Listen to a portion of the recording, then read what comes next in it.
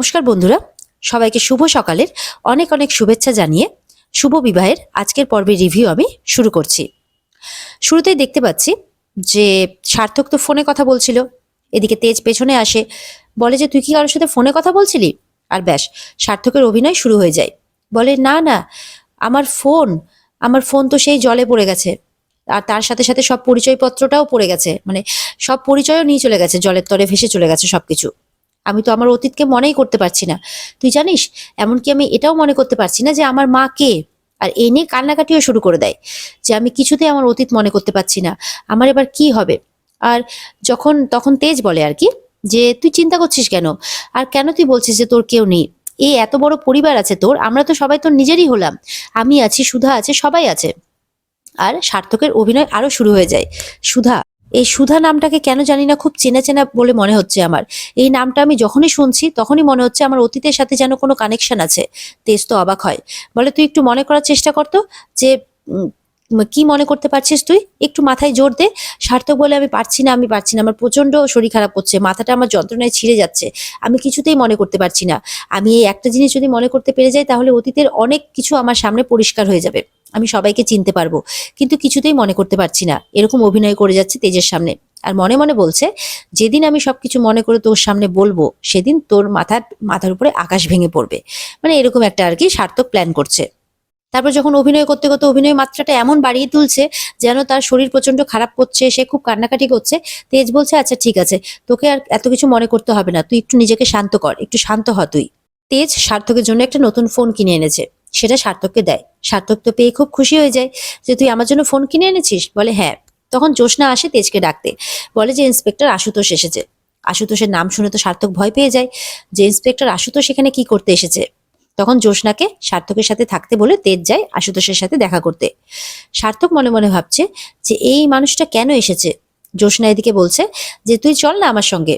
তখন সার্থক বলছে না দেখ না, তেজ আমার জন্য ফোন কিনে এনেছে, দেখ আমি একটু ফোনটা দেখি, মানে ভান করতে থাকে আর কি। এরপর তো ইন্সপেক্টর অনিমেষ তেজকে বলছে আর কি যে আমরা একটা বড় খবর জানতে পেরেছি। তেজ বলে কি? বলে আপনার যে গাড়িটার ব্রেক ফেল হয়েছিল, সেই গাড়িটার ব্রেক ফেল এমনি এমনি হয়ে যায়নি, সেই গাড়িটার ব্রেক ফেল করানো হয়েছিল। বলে এসব কি বলছেন? বলে হ্যাঁ, এই যে বড় অ্যাক্সিডেন্টটা হয়েছিল সেই অ্যাক্সিডেন্টে একটা প্ল্যান করা হয়েছিল। এই এত বড় ব্রেক ফেল, এত বড় অ্যাক্সিডেন্ট, এই ব্রেকটা পুরোটাই ফেল করিয়ে আপনাকে এই বড় দুর্ঘটনার মধ্যে ইচ্ছে করে ফেলা হয়েছিল। এই কথাটা শুনে তো তেজ অবাক হয়ে যায়। ঠিক সেই মুহূর্তে সেই সময় জ্যোৎস্না সার্থককে সেখানে নিয়ে আসে। সার্থক বলে, মানে সার্থক কিছুতে আসতে চাইছে না, জ্যোৎস্নার জন্য জোর করে সে এসেছে, কারণ সে তো জানে যে পুলিশ তো তাকে বলে দেবে, পুলিশ সত্যিটা জানে আর কি, তার এবার বলে দিলে তো বিপদ হয়ে যাবে, ওই জন্য আসতে চাইছে না। বলে আমার ভালো লাগছে না জ্যোৎস্নাদি, আমি একটু গিয়ে রেস্ট নিই, বলে জ্যোৎস্নার হাত ছাড়িয়ে সেখান থেকে চলে যাচ্ছে আর কি। তখন ইন্সপেক্টর অনিমেষ বলে দাঁড়ান আপনি, সার্থককে দাঁড় করায়। মনে মনে বলছে ইন্সপেক্টর অনিমেষ, ইনি তো সার্থক চ্যাটার্জি, এনার ছবি তো আমাকে দেখিয়েছেন, সুধা আর তার বোন, ইনি এখানে কি করছেন? তখন তেজ এসে বলে এ হচ্ছে অনিকেত, আমার ভাই। তখন তেজকে ইন্সপেক্টর অনিমেষ বলছেন যে আপনি যাকে ভাই বলছেন, আপনি কি জানেন যে ইনি আসলে কে? তেজ কিন্তু শুনে অবাক হয়। আর সেখানে সুধা আর ঝিনুক দুজনেই আসে। সুধা মনে মনে বলছে যে সার্থকের সত্যিটা সবাই জানতে পারলে তো খুব বড় বিপদ হয়ে যাবে। তার মানে সুধা চেষ্টা করছে যাতে তার সত্যিটা এই মুহূর্তে বাড়িতে সবার সামনে না আসে। এদিকে সুধা এসে বলে যে হ্যাঁ, আমরা ওনাকে চিনি, উনি মিস্টার অনিকেত বসু মল্লিক, আমাদের পরিবারেরই সদস্য। তখন ইন্সপেক্টর অনিমেষ মনে মনে ভাবছে যে সুধা বসু মল্লিক হঠাৎ করে ওনার পরিচয়টা এরকমটা কেন বলছেন, লুকোতে চাইছেন কেন, এরকমটা ভাবছে মনে মনে। এরপরে সুধা তেজকে বলছে যে আপনি যান না, অনিকেতকে নিয়ে ভেতরে যান, আমি ওনার সাথে কথা বলছি। তেজ তখন অনিকেতকে নিয়ে ভেতরে চলে যায়, আর সুধা ইন্সপেক্টরের সাথে কিছু একটা গোপনে কথা বলতে থাকে। এদিকে ইন্সপেক্টর আশুতোষকে কিন্তু রেশমি আর ডলির খুব পছন্দ হয়েছে। বলে দেখ কত সুন্দর হ্যান্ডসাম দেখতে না, পুরো অ্যাকশন মুভির একদম হিরোদের মতো। এদিকে তখন জ্যোৎস্না বলছে খুব পাকা পাকা কথা হয়েছে না, যা কালকে একটা অনুষ্ঠান, গিয়ে বরঞ্চ সেখানে কাজ করগে যা। বলে অনেক লিস্ট বানাতে হবে, এখন চল আমার সাথে এই সমস্ত কথা রেখে। তারা তো যেন ইন্সপেক্টর আশুতোষকে রেখে ওখানে যেতেই চাইছে না ওখান থেকে আর কি। তবুও জ্যোৎস্না জোর করে ওদেরকে নিয়ে চলে যায়। এদিকে সুধা কিন্তু ইন্সপেক্টর আশুতোষের সাথে কথা বলছে, সাথে ঝিনুকও আছে। ইন্সপেক্টর আশুতোষ বলছে সার্থক চ্যাটার্জির এটা কোনো ভুয়ো পরিচয় নয় তো? তখন সুধা বলছে যে হলেও হতে পারে, আমরা তো এখন কিছু বুঝতে পারছি না, হসপিটালে গিয়ে আমি নিজে রিপোর্ট দেখে এসেছি, সব তো নর্মালি লাগছে, কিন্তু তবুও কিছু বুঝতে পারছি না। তবে এই মুহূর্তে বাড়িতে ওর পরিচয় কেউ জানে না, সেই জন্য এখন একটু আপনাকে চুপ করেই থাকতে হবে। ঝিনুক বলে, আমিও জানি এই মানুষটা অনেক বড় ক্রিমিনাল, এই মানুষটা অনেক কিছু করতে পারে। সুধাও বলে, হ্যাঁ, আমি ওই ক্রিমিনালকে খুব কাছ থেকে দেখেছি। ও এতটাই বড় ক্রিমিনাল যে ও যা খুশি তাই করতে পারে। তখন ইন্সপেক্টর বলছে যে এটা যদি সত্যি হয়, আর এটা যদি ওনার ভুয়ো পরিচয় হয়, আর উনি যদি সত্যি সার্থক চ্যাটার্জি হয়ে থাকেন, তাহলে কিন্তু আমি ওনাকে ছেড়ে কথা বলবো না, আর আমি কিন্তু চুপ থাকবো না, এটা আমি আপনাদেরকে বলে দিলাম। সার্থক কিন্তু পাশ থেকে দাঁড়িয়ে সবকিছু শুনছে। সুধা তখন বলছে, আমিও তাই চাই, শুধু একটু সময় আর প্রমাণের অপেক্ষা।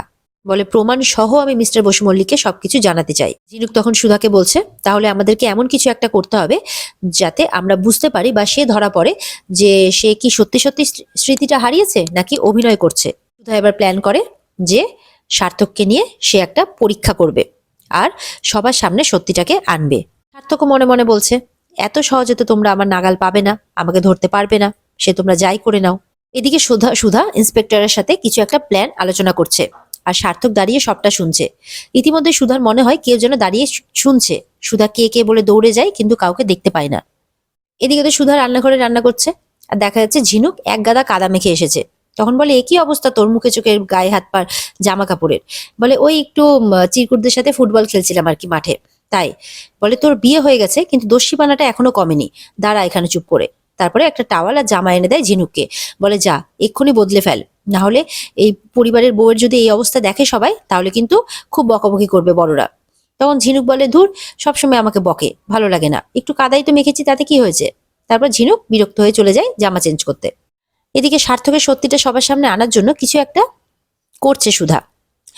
আর এদিকে দেখা যাচ্ছে সেই রান্নাঘরে কেউ একজন ঢুকছে। দেখা যাচ্ছে যে রান্নাঘরে চুপ করে ঢুকেছিল সে আস্তে করে সুধার আঁচলটা গ্যাসের উপরে দিয়ে দেয়, আর তাতে আগুন লেগে যায়। তারপর ওখান থেকে চলে যায়।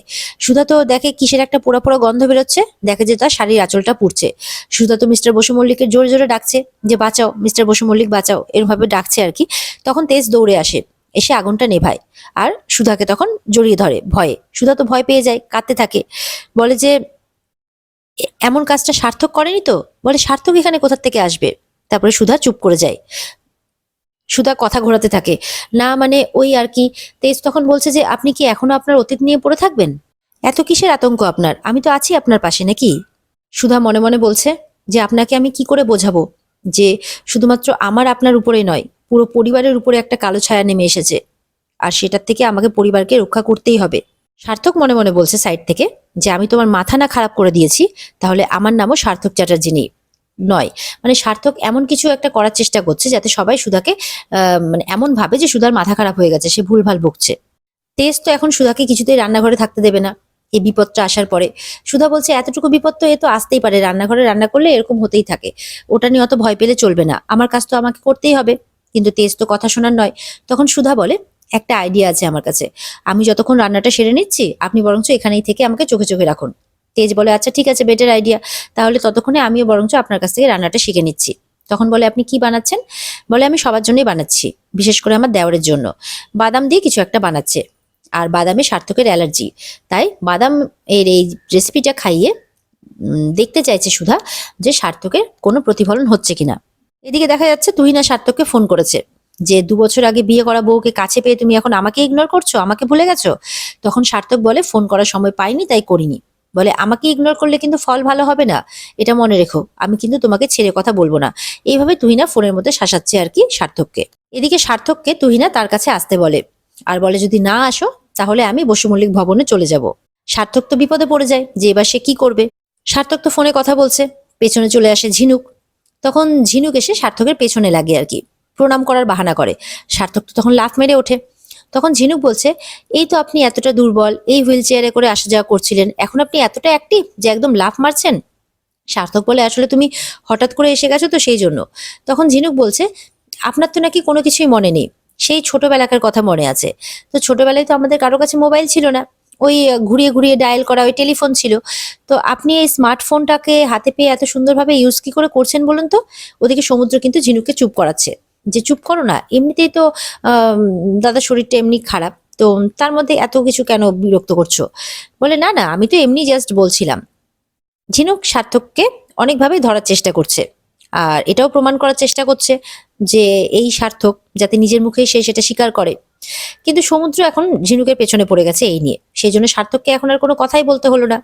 ওরা দুজনেই বকবক করছে এখন, আর ঝিনুকও সেখানেই ব্যস্ত হয়ে গেছে। এদিকে তো সুধা খুব মন দিয়ে রান্না করছে, আর এদিকে সুধার বর মানে তেজ সুধার পেছনে লাগছে।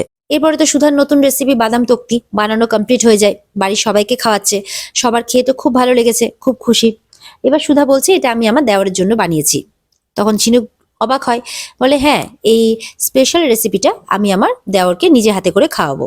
ঝিনুক জিজ্ঞাসা করলে সুধা বলে কারণ আমি জানি যে সার্থকের বাদামে অ্যালার্জি আছে। সুধা বলছে একবার বিয়ের পর বাইরে বাদাম লস্যি খেয়েছিলাম, তখন ওর শরীরটা খুব খারাপ করছিল, মানে শ্বাসকষ্ট হচ্ছিল। তখন ডাক্তার বলেছিল যে ওর নাকি বাদামে অ্যালার্জি, এরপর ও যদি আবারও বাদাম খায় তাহলে নাকি ওর একই সমস্যা আবারও হবে। তাই ও যদি সত্যি সবকিছু ভুলে গিয়ে থাকে তাহলে তো এই কথাটাও তার মনে রাখার কথা নয়। বাদাম তক্তি দিয়েই আজকে ওর সত্যিটা আমি সামনে আনবো। এরপর তো সার্থককে নিয়ে আনা হয়, তেজ নিয়ে আসে। সুধা বলে এই যে তোমার জন্য স্পেশালি বানিয়েছি বাদাম তক্তি, নাও। তখন তো সার্থক দেখে অবাক হয় আর মনে মনে ভাবতে থাকে এবার আমি কি করি, না খেলে তো ধরা পড়বো। আর এদিকে সুধা মনে মনে বলে যে আজ থেকে তোমার পরীক্ষা শুরু হলো সার্থক চ্যাটার্জি, ওরফে অনিকেত বসু মল্লিক। আর এদিকে সার্থক খুব চিন্তায় পড়ে যায়, আর এখানে আজকের পর্ব শেষ হয়ে যায়। তো বন্ধুরা, এই ছিল আজকের পর্বের রিভিউ। যদি তোমাদের ভালো লেগে থাকে তাহলে অবশ্যই পর্বকে লাইক, কমেন্ট আর চ্যানেলকে কিন্তু সাবস্ক্রাইব করতে ভুলবে না। দেখা হবে আগামীকালকে নতুন পর্বের রিভিউ নিয়ে, ততক্ষণ সবাই অপেক্ষায় থাকবে। আর পর্বের বিস্তারিত দেখতে চাইলে অবশ্যই স্টার জলসার পর্দায় তোমরা নজর রাখবে। ভালো থেকো সবাই।